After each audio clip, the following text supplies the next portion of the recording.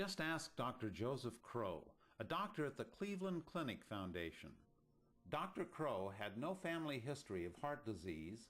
He was fit, did not smoke, and had a total cholesterol of just 156 when he suddenly experienced a heart attack at the age of 44. In fact, I was about as close as you can get to not seeing tomorrow, so to speak. My diet was, I would say, pretty much a standard, American diet. We would eat chicken, fish, and we would eat, beef. But I wouldn't say every day. Instead of dangerous surgery, Dr. Esselstyn, a colleague at the Cleveland Clinic and one of the world's leading authorities in heart disease reversal, told him to simply change his diet.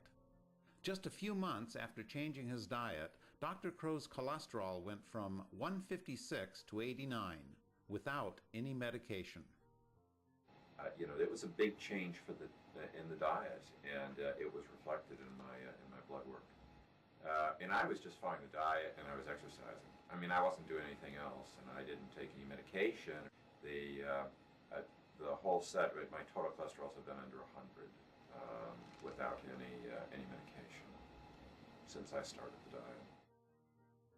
Dr. Crow's heart disease was completely reversed. This picture shows the diseased, shriveled artery on the left and his healed artery on the right. Dramatic proof of how a plant-based diet heals from within. Dr. Neil Pinkney knows something about clogged arteries. His father died of heart disease at the age of 59.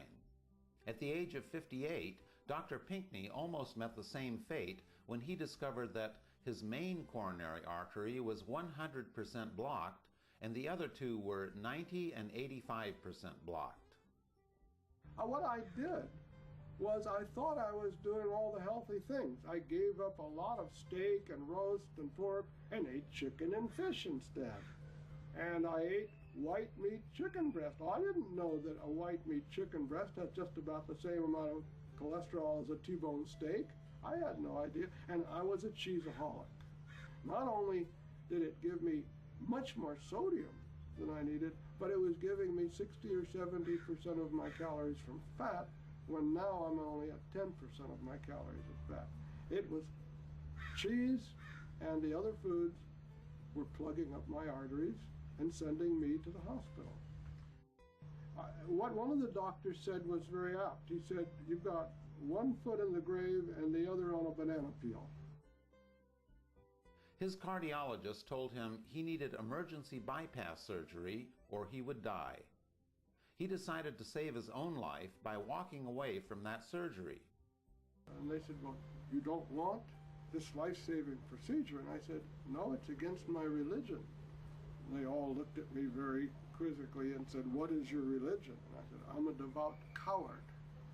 So with that, against their advice, I went home to learn about how I could repair the damage myself and do something on my own to reverse the heart disease. And I did.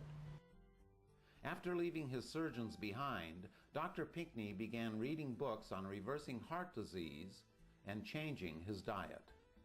My angina, the pain that was so severe, within 2 weeks it was almost all gone. Within 2 months it was completely gone, and I started walking up. I couldn't walk 200 feet without severe pain and have to sit down.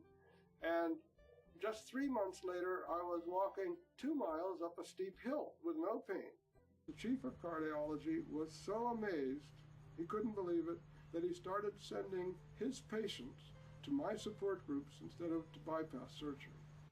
99% of the people who are scheduled for bypasses shouldn't have to have them, as long as they're willing to make changes in their lifestyle. That seems to be much more sensible than having a stent put in, which will close up again if you don't change your lifestyle, or a bypass operation, which will plug up again eventually, maybe in a year, maybe in 5 years, but it's going to plug up again unless the lifestyle is changed.